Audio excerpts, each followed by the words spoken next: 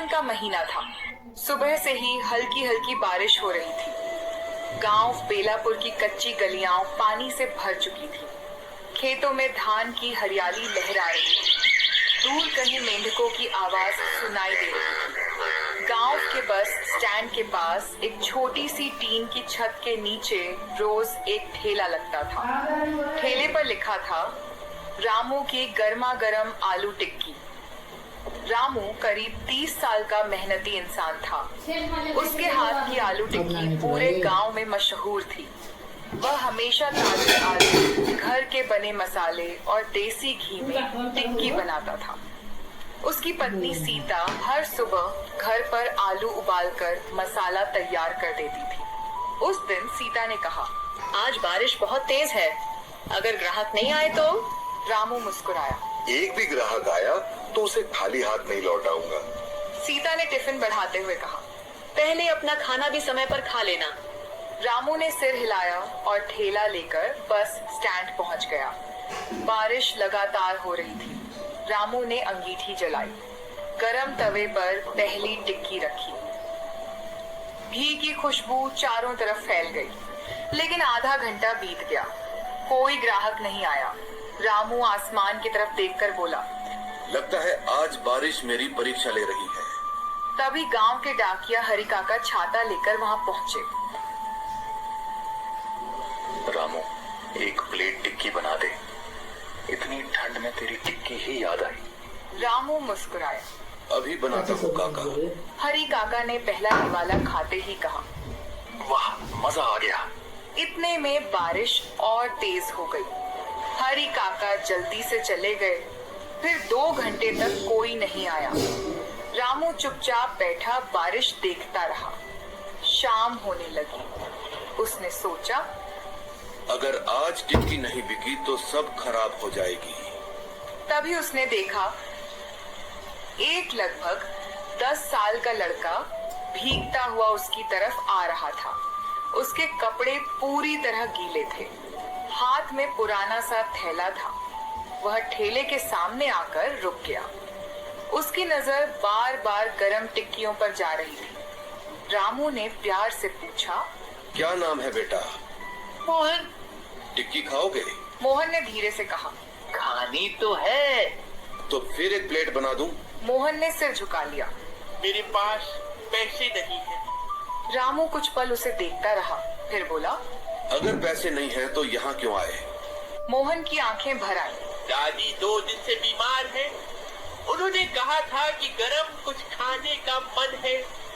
पूरे गांव में आपकी टिक्की सबसे अच्छी होती है, इसलिए चला आया। रामू कुछ नहीं बोला। उसने धीरे से तवे पर 2 गरम टिक्कियां रखी। ऊपर से हरी चटनी, मीठी चटनी और थोड़ा सा दही डाला। फिर प्लेट मोहन की ओर बढ़ाते हुए बोला, ये दादी के लिए है। मोहन घबरा गया। लेकिन पैसे?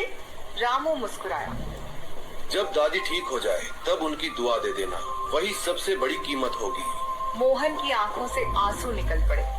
उसने दोनों हाथ जोड़कर कहा, मैं यह एहसान कभी नहीं भूलूंगा। रामू बस मुस्कुरा दिया। उसे बिल्कुल भी अंदाजा नहीं था कि अगले दिन वही छोटा सा लड़का उसकी जिंदगी में ऐसी खबर लेकर आएगा जो पूरे गांव को हैरान कर देगी। अगली सुबह भी बारिश नहीं रुकी। रामू हमेशा की तरह जल्दी उठ गया।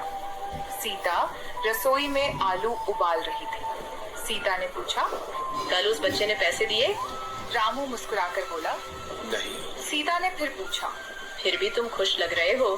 रामू ने धीरे से कहा, उसकी आंखों में झूठ नहीं था। मुझे लगता है उसकी दादी सच में बीमार है। सीता ने मुस्कुराते हुए कहा, इसीलिए तो पूरा गांव तुम्हें पसंद करता है। रामू ठेला लेकर फिर बस स्टैंड पहुंच गया। बारिश आज भी लगातार हो रही थी। उसने अंगीठी जलाई और टिक्कियां सेंकने लगा। करीब 1 घंटे बाद वही लड़का मोहन दूर से भागता हुआ दिखाई दिया। आज उसके हाथ में एक पुरानी छतरी थी। वह ठेले के पास आकर हाँफने लगा। रामू ने हंसते हुए पूछा, अरे इतनी जल्दी जल्दी क्यों भाग रहे हो? मोहन ने जेब से कुछ सिक्के निकाले। चाचा, ये लीजिए, कल की टिक्की के पैसे। रामू ने सिक्कों की ओर देखा। सिर्फ 20 रुपये थे। असल कीमत उससे ज्यादा थी। रामू ने पूछा, बस इतने ही। मोहन ने सिर झुका लिया। घर में बस इतने ही थे, बाकी मैं काम करके दे दूंगा। रामू ने सिक्के वापस उसकी हथेली पर रख दी। इन्हें अपने पास रखो। मोहन घबरा गया। लेकिन चाचा, रामू ने मुस्कुराकर कहा। कल मैंने टिक्की बेची नहीं थी, दादी को खिलाई थी। मोहन की आंखें भर आईं। उसी समय पीछे से एक कमजोर आवाज सुनाई दी। बेटा, यही है वो। रामू ने देखा। एक बुजुर्ग महिला छड़ी के सहारे धीरे धीरे उसकी तरफ आ रही थी। मोहन दौड़कर उनके पास गया। दादी संभल कर। बुजुर्ग महिला रामू के सामने आकर रुक। उन्होंने दोनों हाथ जोड़ दिए। बेटा, कल मेरी वजह से तुमने नुकसान उठा लिया। रामू तुरंत बोला। अरे अम्मा, ऐसा मत कहिए। बुजुर्ग महिला बोली, कल 2 दिन बाद मैंने पेट भरकर कुछ खाया था। तुम्हारी टिक्की खाकर दवा भी खा ली। आज तबीयत पहले से बहुत बेहतर है।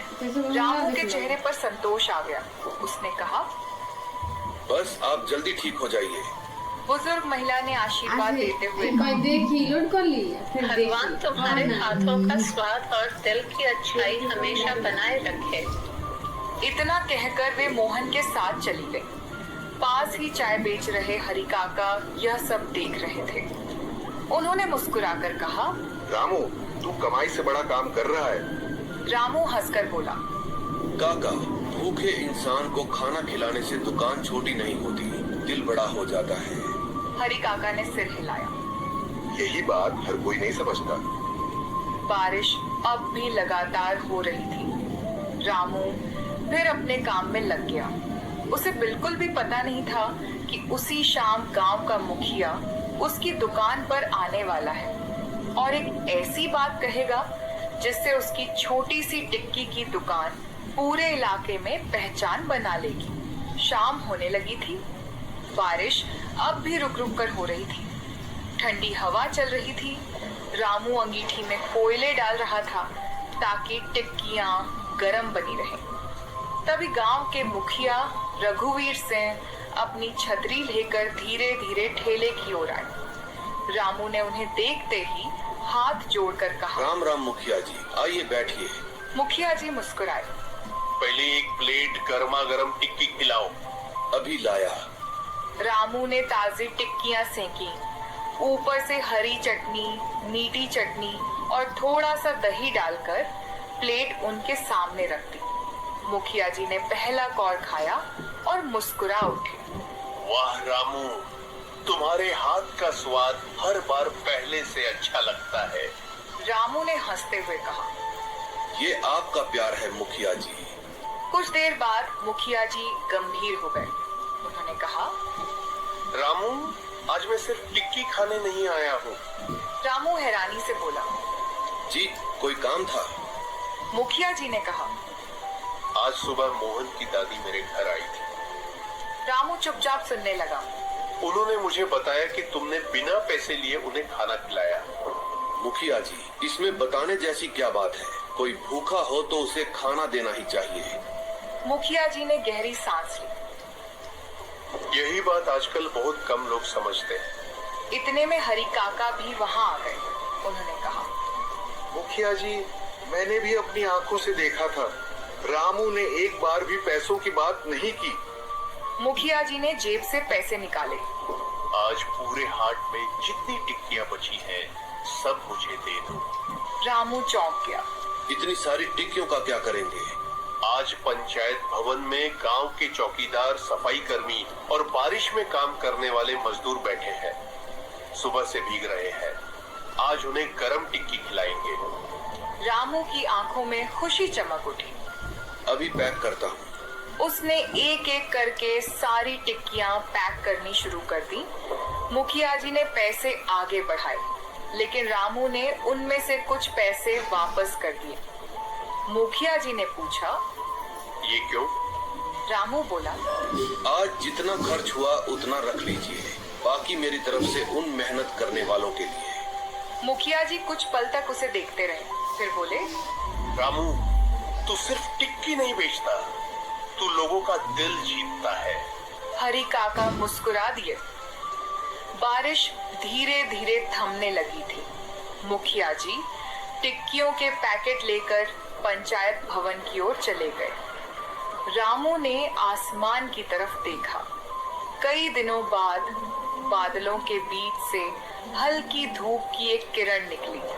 वह मन ही मन बोला, हे भगवान, बस मेरे हाथों से किसी भूखे को कभी खाली मत लौटाना। अगली सुबह बारिश हल्की हल्की हो रही थी। रात भर की बारिश के बाद गांव की हवा बिल्कुल साफ लग रही थी। पेड़ों की पत्तियों से पानी की बूंदें टपक रही थी। रामू हमेशा की तरह अपना ठेला तैयार कर रहा था। तभी गांव के स्कूल का चपरासी बंसी उसके घर पहुंचा।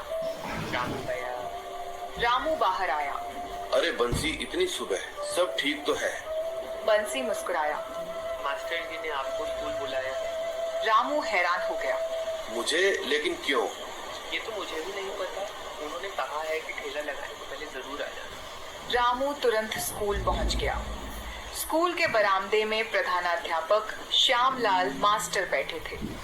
उन्होंने रामू को देखते ही कहा, आओ रामू, बैठो।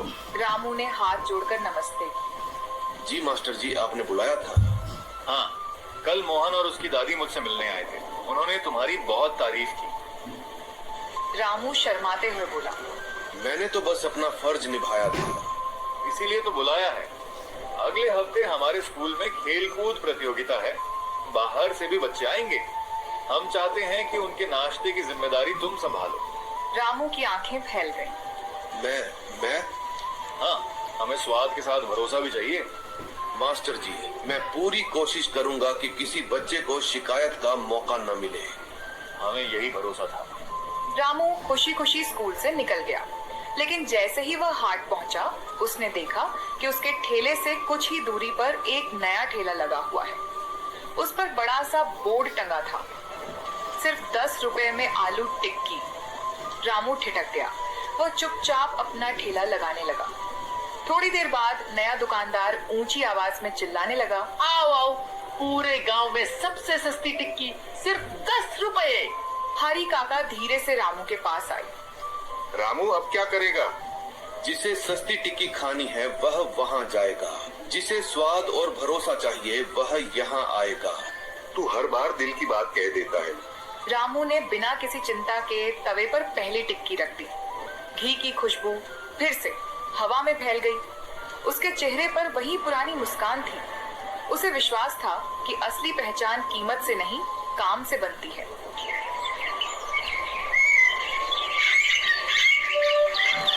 अगले दिन सुबह से ही आसमान फिर बादलों से घिर गया। रामू हमेशा की तरह समय पर अपना ठेला लेकर हाट पहुंच गया। उसने अंगीठी जलाई और तवे पर पहली टिक्की सेंकने लगा। थोड़ी देर बाद सामने वाला नया टिक्की वाला भी अपना ठेला खोलने लगा। उसका नाम कल्लू था। कल्लू बार बार ऊंची आवाज में बोल रहा था, 10 रुपये में गर्मा गर्म टिक्की, पूरे गांव में सबसे सस्ती। कुछ लोग उसकी दुकान पर चले गए। हरी काका ने धीरे से कहा, रामू, अगर तू भी दाम कम कर देगा तो ग्राहक वापस आ जाएंगे।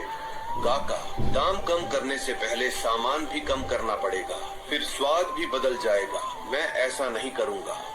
सही कह रहा है बेटा।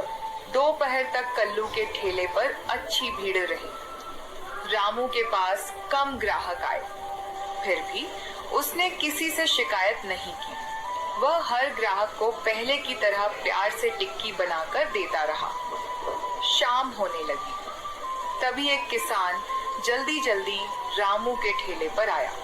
उसने कहा, भैया, एक प्लेट टिक्की देना। सामने वाली दुकान पर क्यों नहीं गए? वहाँ तो सस्ती मिल रही है। किसान बोला, गया था, लेकिन टिक्की अंदर से कच्ची थी और तेल भी अजीब लग रहा था। आधी प्लेट छोड़कर आ गया। इतने में 2 और ग्राहक आ गए। मिस्टर रामू, हमारे लिए भी 2 प्लेट बना दो। दूसरा हंसते हुए बोला, सस्ती चीज देखकर चले गए थे, लेकिन स्वाद तो तुम्हारे हाथ में ही है। रामू ने कुछ नहीं कहा। वह बस मुस्कुराते हुए टिक्कियां सेंकने लगा। उधर कल्लू यह सब देख रहा था। उसके चेहरे पर चिंता साफ दिखाई दे रही थी। बारिश फिर तेज होने लगी। लोग छत के नीचे खड़े होकर टिक्की खाने लगे। धीरे धीरे रामू के ठेले पर फिर भीड़ बढ़ गई। कल्लू के पास अब कोई ग्राहक नहीं था। शाम को जब हाट खाली होने लगा तो कल्लू धीरे धीरे रामू के पास आया। उसने झिझकते हुए कहा, रामू भाई। रामू ने मुस्कुराकर पूछा। हाँ बोलो। कल्लू ने सिर झुका लिया। मैंने सोचा था कि सस्ती टिक्की बेचकर तुम्हारे ग्राहक अपने पास कर लूंगा, लेकिन आज समझ में आ गया कि लोग सिर्फ सस्ता नहीं अच्छा खाना भी चाहते हैं। कल्लू, बाजार में जगह सबके लिए है। अगर मेहनत और ईमानदारी से काम करोगे तो तुम्हारे भी ग्राहक बन जाएंगे। कल्लू की आंखें नम हो गईं। रामू की यह बात पूरे गांव में फैल गई। लोग कहते थे, अगर बेलापुर जाओ तो रामू की आलू टिक्की जरूर खाना। वहाँ सिर्फ स्वाद नहीं, इंसानियत भी मिलती है। सीख, मोरल, सच्ची कमाई सिर्फ पैसों से नहीं होती। अच्छा व्यवहार, ईमानदारी और दूसरों की मदद करने वाला इंसान लोगों के दिलों में हमेशा के लिए अपनी जगह बना लेता है।